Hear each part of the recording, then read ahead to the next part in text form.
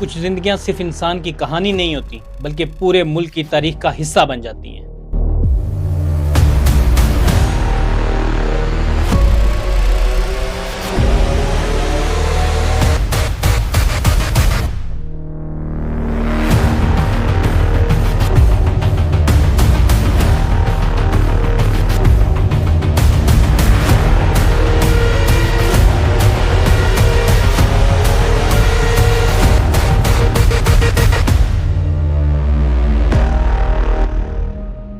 ایک نوجوان جو کرکٹ کے میدان میں پاکستان کی نمائندگی کرنے نکلا، ایک ایسا کپتان بنا جس نے قوم کو عالمی چیمپئن بنایا۔ پھر شخص نے اپنی والدہ کی یاد میں کینسر ہسپتال قائم کیا، سیاست میں قدم رکھا، طویل جدوجہد کے بعد پاکستان کا وزیر اعظم بنا اور بلاخر قانونی مقدمات اور سیاسی کشمکش کے دوران جیل پہنچ گیا۔ یہ کہانی ہے عمران احمد خان نیازی کی، ایک کرکٹر، ایک فلاحی کارکن، ایک سیاستدان اور پاکستان کی جدید تاریخ کی سب سے زیادہ زیر بحث شخصیت۔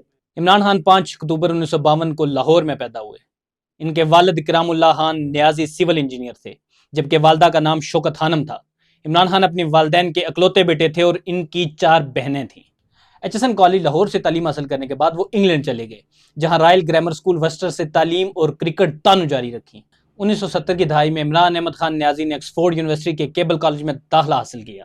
وہاں انہوں نے فلسفہ، سیاست، معیشت کی تعلیم حاصل کی اور 1975 میں گریجویشن مکمل کی۔ یہی تعلیم بعد میں ان کے لیے سیاسی نظریات اور قیادت کے انداز پر اثر انداز ہونے والی تھی۔ عمران خان نے صرف 18 سال کی عمر میں 1971 کے دوران انگلینڈ کے خلاف اپنا پہلا بین الاقوامی ٹیسٹ میچ کھیلا۔ ابتدائی دور میں وہ باصلاحیت مگر غیر مستقل کھلاڑی سمجھے جاتے تھے۔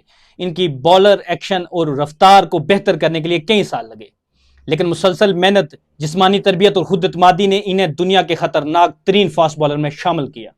عمران خان صرف بالر نہیں تھے، وقت کے ساتھ وہ ایک مؤثر بلے باز اور بہترین آل راؤنڈر بنے۔ انہوں نے 88 ٹیسٹ میچوں میں 3807 رنز بنائے اور 362 وکٹ حاصل کی۔ کرکٹ کی عالمی تنظیم ICC نے انہیں کھیل کی تاریخ میں عظیم آل راؤنڈرز میں شمار کیا۔ 1982 میں عمران خان کو پاکستان کی قومی کرکٹ ٹیم کا کپتان مقرر کیا گیا۔ ان کی قیادت سخت نظم و ضبط، خود اعتمادی اور نوجوان کھلاڑیوں پر بھروسے کے لیے مشہور تھی۔ ان کی کپتانی میں پاکستان نے بیرون ملک کئی اہم کامیابیاں حاصل کی، لیکن ان کے کرکٹ کیریئر کا سب سے بڑا امتحان تھا 1992 کا ورلڈ کپ۔ ٹورنامنٹ کے ابتدائی میچوں میں پاکستان کی کارکردگی بہت کمزور تھی۔ ٹیم کے اگلے مرحلے تک پہنچنے کے امکان تقریباً ختم ہوتے دکھائی دے رہے تھے۔ اس وقت میں عمران خان نے اپنے کھلاڑیوں کو آخری لمحے تک لڑنے کا پیغام دیا۔ 25 مارچ 1992 کو میلبرن کرکٹ گراؤنڈ میں پاکستان اور انگلینڈ کے درمیان فائنل کھیلا گیا۔ عمران احمد خان نیازی نے اس موقع پر 72 رنز کی اہم اننگ کھیلی۔ پاکستان نے انگلینڈ کو شکست دی اور تاریخ میں پہلی بار ورلڈ کپ کا چیمپئن بن گیا۔ عمران خان نے ٹرافی اٹھائی تو وہ صرف ایک کامیاب کپتان نہیں تھا، بلکہ وہ پاکستان کا قومی ہیرو بن چکا تھا۔ عمران خان کی زندگی میں سب سے زیادہ تکلیف دہ واقعہ ان کی والدہ شوکت خانم کا کینسر کے باعث انتقال کر جانا تھا۔ 1985 میں والدہ کی بیماری کے دوران انہوں نے دیکھا کہ پاکستان میں کینسر کے غریب مریضوں کے لیے معیاری اور سستا علاج دستیاب نہیں ہے۔ اس تجربے نے ان کے سامنے ایک نیا مقصد رکھ دیا۔ پاکستان میں ایسے کینسر اسپتال قائم کیے جہاں مالی حیثیت سے بالا تر ہو کے مریض علاج کروا سکتے تھے۔ لوگوں نے ابتدا میں اس منصوبے کو انتہائی مشکل قرار دیا۔ عمران خان نے ملک بھر میں چندہ مہم چلائی، اسکولوں میں گئے، کالجوں میں گئے، شہریوں کے پاس گئے اور اپنی شہرت کو فنڈ کے لیے استعمال کیا، اور آخرکار 1994 میں لاہور میں شوکت خانم اسپتال کا افتتاح ہو گیا۔ اس منصوبے کی بنیادی تحریک عمران خان کی والدہ کی بیماری اور غریب مریضوں کی مشکلات تھی۔ صحت کے بعد عمران خان نے تعلیم کے میدان میں اپنا ایک بڑا منصوبہ شروع کیا۔ 2005 میں انہوں نے میاں والی کے قریب ایک ایسے تعلیمی ادارے کا تصور پیش کیا جہاں دور دراز علاقوں سے تعلق رکھنے والے نوجوان تعلیم حاصل کر سکیں۔ یہ منصوبہ بعد میں نمل کالج اور پھر نمل یونیورسٹی کی شکل اختیار کر گیا۔ ادارے نے 2008 میں باقاعدہ تعلیمی سرگرمیوں کا آغاز کیا۔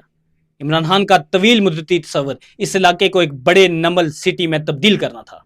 کرکٹ کے زمانے میں عمران خان عالمی شہرت رکھتے تھے اور لندن کی سماجی زندگی میں بھی نمایاں نظر آتے تھے۔ 1995 میں انہوں نے جمائمہ گولڈ سمتھ سے شادی کی۔ اس شادی سے ان کے 2 بیٹے سلیمان اور قاسم پیدا ہوئے اور تقریباً 9 سال بعد 2004 میں دونوں کے درمیان طلاق ہو گئی۔ بعد میں عمران خان نے صحافی ریحام خان سے شادی کی، لیکن یہ رشتہ مختصر عرصے میں ختم ہو گیا۔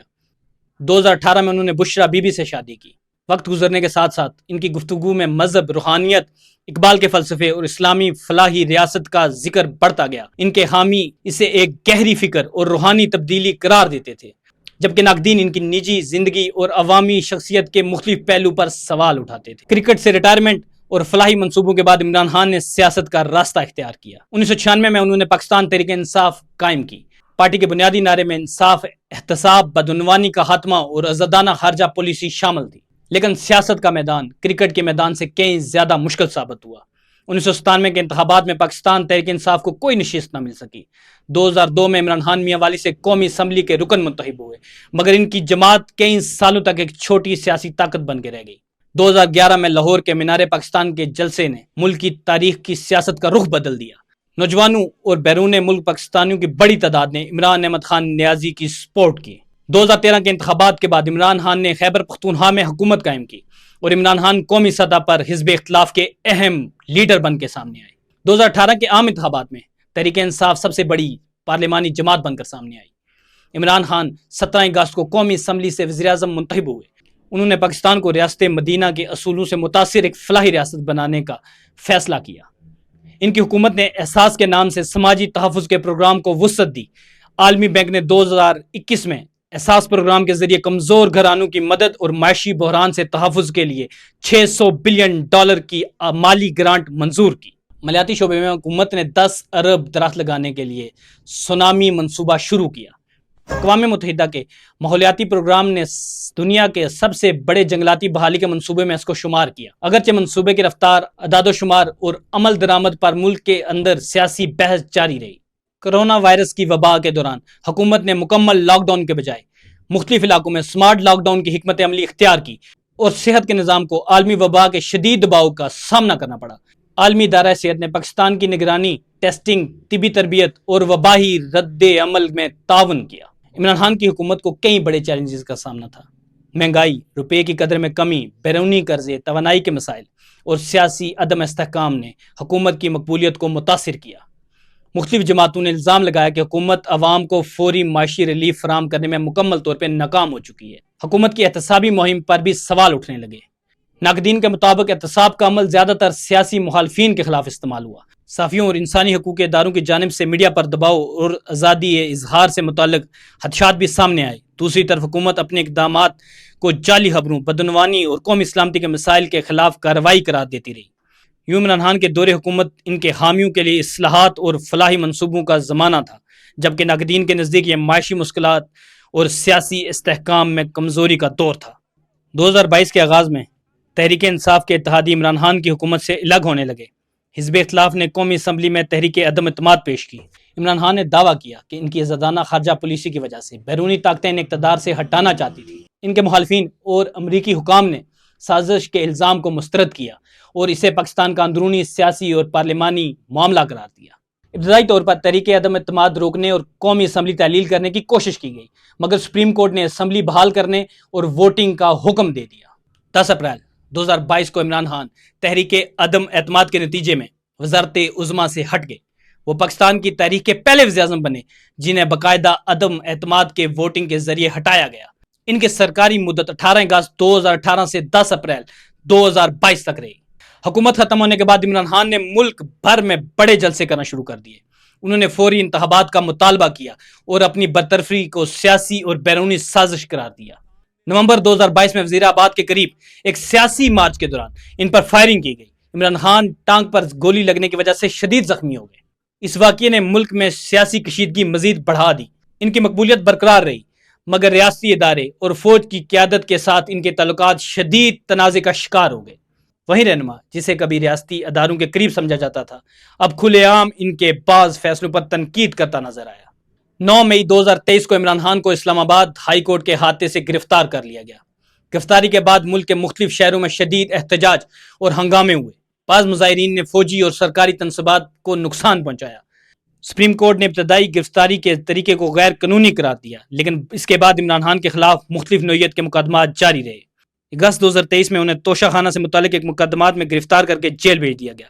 بعد کے عرصے میں سائفر، عدت میں نکاح، توشہ خانہ، القادر ٹرسٹ اور 9 مئی کے واقعات سمت متعدد مقدمات میں کارروائی کی گئی۔ کچھ مقدمات میں ان کی سزا معطل یا ختم ہوئی۔ جون 2024 میں اسلام آباد ہائی کورٹ نے سائفر مقدمے میں انہیں بری کر دیا، جبکہ جولائی 2024 میں نکاح سے متعلق سزا بھی ختم کر دی گئی، تاہم دوسرے مقدمات کی وجہ سے وہ رہا نہیں ہو سکے۔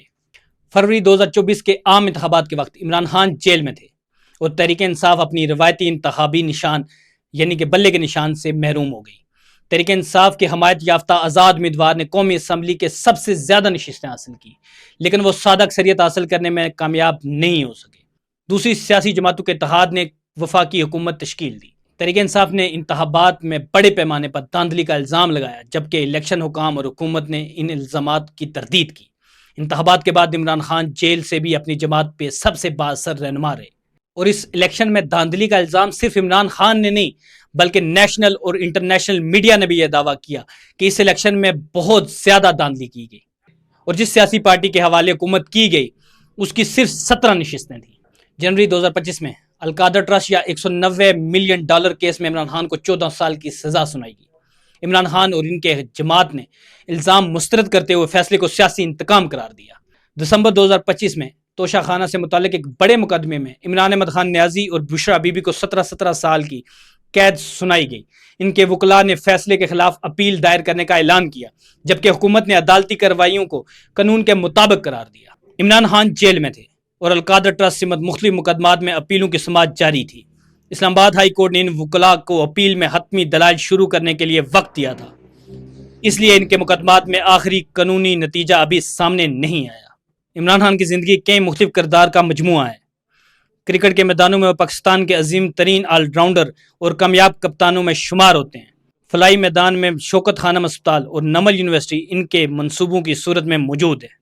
سیاست میں انہوں نے نوجوانوں کے ایک بڑے طبقے کو متحرک کیا، دو جماعتی سیاسی نظام کو چیلنج کیا اور طویل جدوجہد کے بعد وزیر اعظم بنے، لیکن ان کی سیاست نے پاکستان کو گہری تقسیم سے دوچار کیا۔